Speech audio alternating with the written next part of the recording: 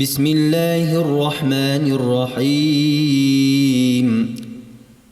هل أتاك حديث الغاشية؟ وجوه يومئذ خاشعة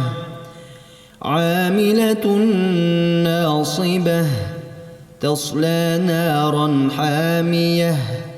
تسقى من عين آنية ليس لهم طعام إلا من ضريع لا يسمن ولا يغني من جوع وجوه يومئذ ناعمة لسعيها راضية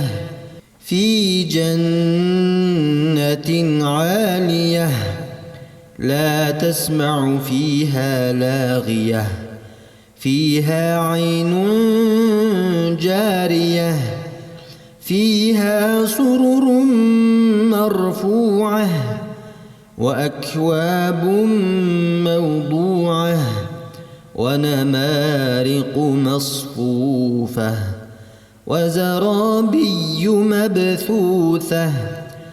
أفلا ينظرون إلى الإبل كيف خلقت وإلى السماء كيف رفعت وإلى الجبال كيف نصبت وإلى الأرض كيف سطحت فذكر إنما أنت مذكر لست عليهم بمسيطر إلا من تولى وكفر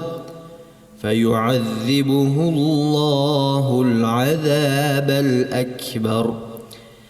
إن إلينا إيابهم ثم إن علينا حسابهم